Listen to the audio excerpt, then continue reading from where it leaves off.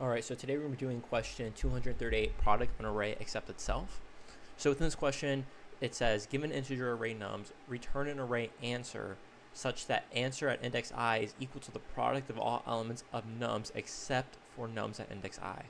So in simple terms, what the question's asking is for each number in the list, multiply everything except that number together and put that result into a new list. So for example, if we were to look at 1, 2, 3, 4, right? What we want to do is, let's say we're at 1, we want to multiply 2, 3, and 4, add that to the list. And if we're on 2, multiply 1, 3, and 4, and put that on the list.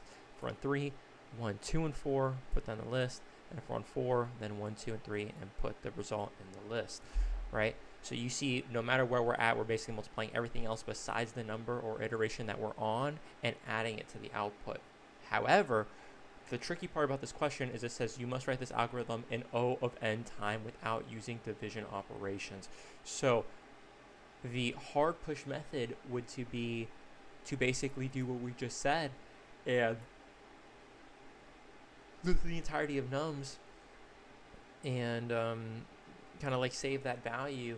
And because of that, you'd be looking at something like O n squared, right? And because of that's not O of n, that is too slow and we wouldn't be able to pass the test cases.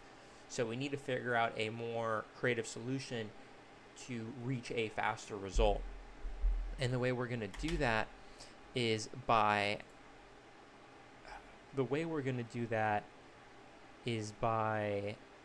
creating placeholder variables and creating our own array, storing those values, and multiplying. So what that means is I actually wrote an example over here of how that's going to look visually before we even write that in code, so we kind of understand and have a clear view of how this question is supposed to look like. So taking a look at nums, right? So we have 1, 2, 3, 4. What we want to do is get this output, which is 24, 12, 8, and 6. And the way we could do that is by grabbing our left and our right values. So starting at x, we want to create two arrays, right? Storing the values of everything from the left and everything to the right. And what I mean by that is, let's say starting in here, we're going to multiply everything to the right of 1. So that'd be 2, 3, 4, and 1. Well, 4 times 3 is 12. 12 times 2 is 24, and 24 times 1 is 24. So this is right, this is left. So you're going to have 24 here, right? And then everything to the left of x is just 1, right? Beautiful, right? So now there you go. We're going to move x and do the same thing. So everything to the left of 2 is still 1. Everything to the right of 2 is 3, 4, and 1. So this is going to be 12, because 4 times 3 is 12. 12 times 1 is 12. 12. And we continue pushing, right? And you're going to see in a second why we do this, right? If it's going to, oh my gosh, if it's going to let me grab this thing. Right, forget it. We're just doing it that way. All right, vice versa. Everything to the left, now we have 2 times 1 times 1. We have 2. And everything to the right, you have 4 times 1, which is 4. Right? And then same thing again.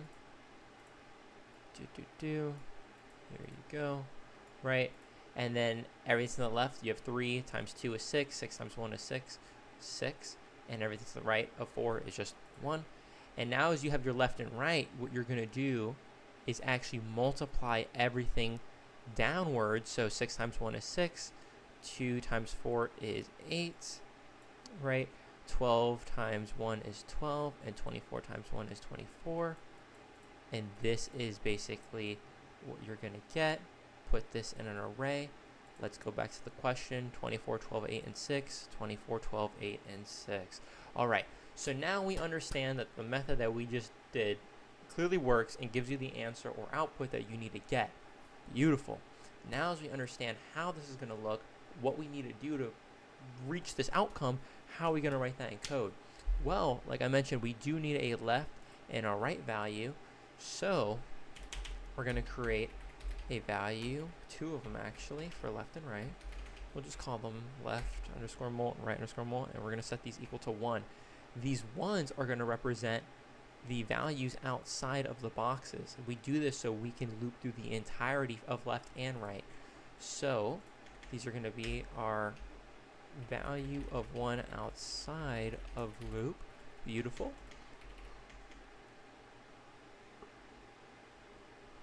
Then we're going to create a variable to get the length of nums. The reason we're going to do that is because we are going to be looping, right? So this is the length of the nums list, right? And then you're going to create our arrays, right? Because keep in mind, we had 2 arrays that we were consistently updating values on, so we can multiply them from down and up. You see the left and right. So we're going to do at index 0 and index 0 and actually multiply this by n.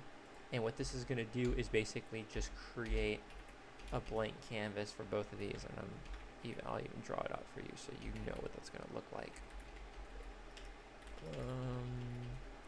So this is basically what it looks like now, because there is nothing. It's a 0. We multiply it by n, and it's the length. So this kind of gives off this look, and we are going to be filling in these values as we go. Perfect. Okay, now as we've done that, what we need to do is actually now use the range. So for I in range of n, remember n is the length of nums, so this is going to be our for loop, right? Beautiful. And then within this for loop, we are actually going to create a variable. In this instance, we're just going to call it j. It's going to be set equal to negative I minus 1. The reason we do this is because I is looping normally. I is going to be going from, you know, the index to the right, and we need something to be going left. So we'll write here I is going left, while j is going the opposite direction at the same time. And we do it at the same time because it equals negative I minus 1, right? And I is consistently, you know, following its steps. So if it's equal to negative I, that means we're starting at the same spot. Well, not starting at the same spot, but starting at the same time and reaching the end of the range at the same time, right? Perfect. So now as we have our left and our right, we could be using these values as indexes. So what I mean by indexes, we're actually going to call our left array and our right array, and setting right equal to j and left equal to I, and we're going to set these equal to the 1, right? So left underscore mults for the left array and right underscore mults for the right array. Beautiful, right? So what this is doing is basically, well, actually first we need to continue writing for me to explain that part. And then we're going to grab the left mult and actually do consistently multiplying the value that whatever is stored in mult to nums at index I. And this is literally vice versa.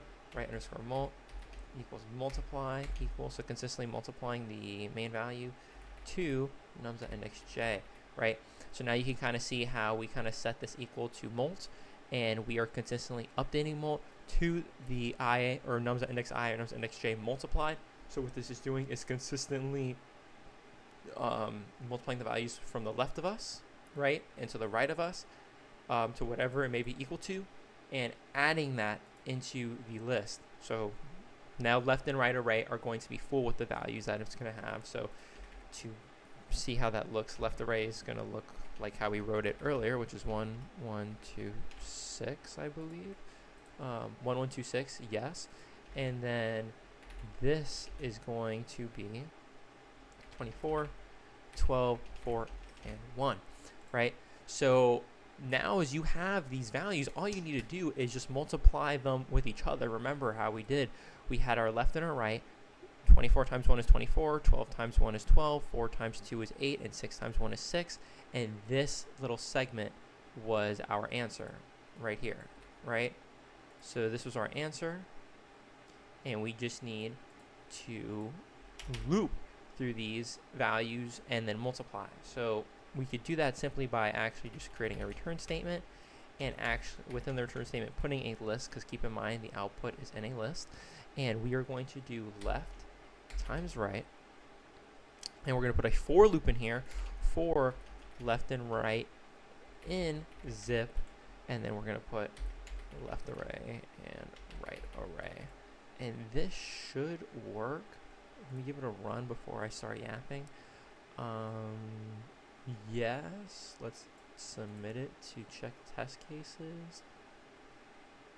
Yes, okay, perfect. So going over the question one more time, kind of a conclusion, deep overview, is the idea of it is not too complex, right? You have, like, to understand what they're asking you is easy. The coding is a little bit difficult. We kind of explain how we did that, specifically using O of n, which is we've created two values left and right, starting at a specific index point. We are grabbing all the values to the left of it and all the values to the right of it and adding them to their respective lists. So everything to the right is added into the right array, everything to the left is added to the left array, and as we continually loop through the range of n, right, we are consistently moving, and because we consistently move, the values to the left and the values to the right change, because in the beginning there's only one value to the left and 4 values to the right, but as we move x, right, these values begin to change over time. So if we are index 4, or like 4 right here, I mean, right, instead of only being one value to the left, it's now 4 values, and it's vice versa, and there's only one value to the right. You see, so because of that, we're able to kind of loop and then be able to have these values together. So this is what we're doing through practically the entirety of this whole segment. And once that's done, you're gonna have the arrays equal to 1, 1, 2, 6, 24, 12, 4, 1. And once you have your left array and your right array, all you need to do now is basically just return the left and the right multiply to one another, and loop through the left and right array right here, right? So pretty easy question. This one in particular kind of just focuses on arrays. I feel like that's just the main data structure here, nothing too intense or crazy. And I think like the main things to take away from this that may be a little bit more different or complex is probably this little segment of line in line 19 where you're able to kind of set a variable to the opposite of whatever variable you set for the for loop. So all you do is just you make whatever variable you have, whether it's x, I, or j, or whatever, set it equal to negative and then subtract 1, and this will allow you to continuously have a variable that is the vice versa, aka opposite.